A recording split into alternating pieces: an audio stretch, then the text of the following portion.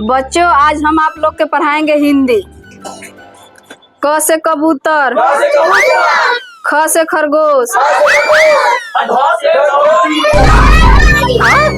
ढोड़ी। मैडम आप ढोड़ी पढ़ा रही हैं? ना सर ऐसा ही ढोलक ढोलक कह के हल्ला कर रहा है सर। अच्छा ढोलक बोले कोई ना। चले के घंटी बाज गल, चला जाओ होने से आवाज जाओ। ए चमेली नहीं जाता नहीं सही इमली तुरे लिया बहुत तो तोरो के देबो वास्ता देखते रहिए जो।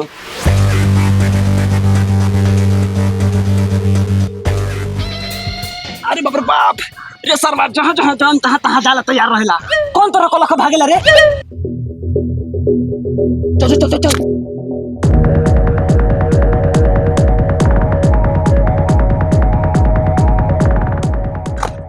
पाटी ये लेके हाजिरी बनवाइले हम। हाजिरी बनवैले हम तोरा चलते कम मार खनिया पटेल सर से। पार्टी ई ना पिटी लोग हम पिटी। ए आखिर हाजिरी हम ही ने बनवानी है। पाटी तोर हाजिरी बनवा देने तंदे ना इमली खाई। ए हट लार ना दे हम। हइनु पिटाल में एकरा कनु दे हम। अरे बा हाजिरी बनवानी है हम आ इमली खिया होता है एकरा के। भाग साला आ तू सरे।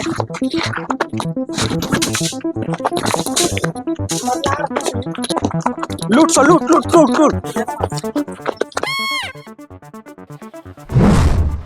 अरे बसाला मार देलो। अरे बा ई तो चला हमर कपार फोड़ देलो। अरे बा हमर कपार ठीक करो। कमरा मुरी में जल्दी पट्टी कराओ।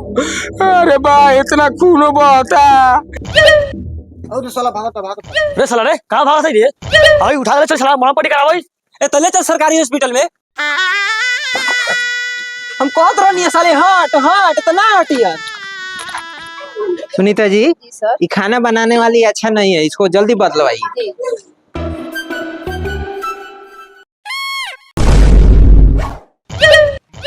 कहाँ गए सब बच्चा? चमेली कुमारी जी सर। कहाँ गए लोग? इमली तो नहीं गया सर। आए सर ये बच्चा सब पढ़ने वाला थोड़े है, इमली तुरने गया है सर, उन्हीं तुरने गया है सर। भुटेली सर, भुटेली सर, ये तो महाराज जब देखिए पढ़ाने के चक्कर में कम और मोबाइल के चक्कर में लग रहे हैं। जी सर कह रहे हैं। देखिए सभी बच्चा लोग भाग गया इमली तोड़ने। चाहिए लोग का बस्ता लेकर ऑफिस में डालिए।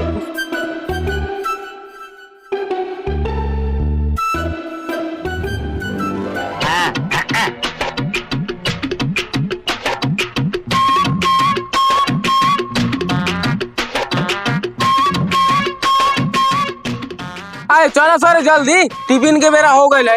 खिचड़िया उड़ा देते नु तो हमर झाट खइया लोग। पार्टनर रुको भी हमके तो मजा बता।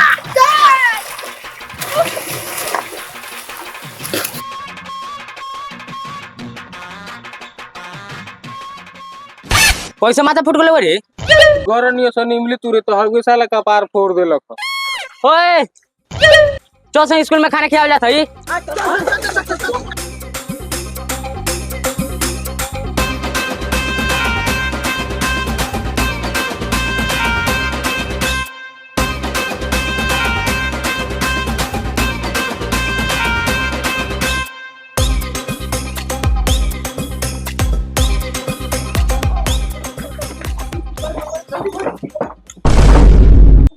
आई बा हमनी के वास्ता सर ले गलन ऑफिस में।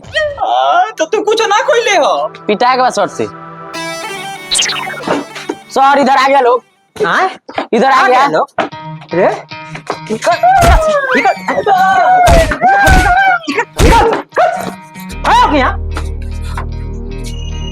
बहू कहाँ गए हो? खाना खाने गए थे सर। खाना खाए कहाँ बा? घर है। घर है अहिया सरकार जे तोहनी ला खिचड़िया बनवैले बा उ हम ठुसो। रे तुम्हारा कपार कैसे भड़का है रे? सर इमली तुरने गया ईटा से लग गया है। आए? इसका मतलब ढेलवाइयो हुआ है। बउआ उतर, घुमावा है ना चुतर। घुमावा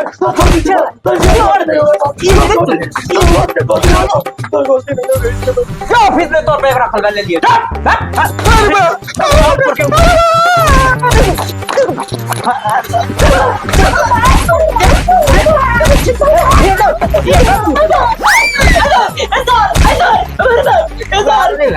इमली इमली तूने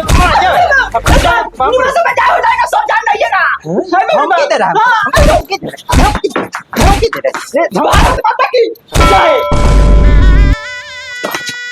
अरे बाप कपार फाड़ दे लो अरे बाप और का तो कपाट सर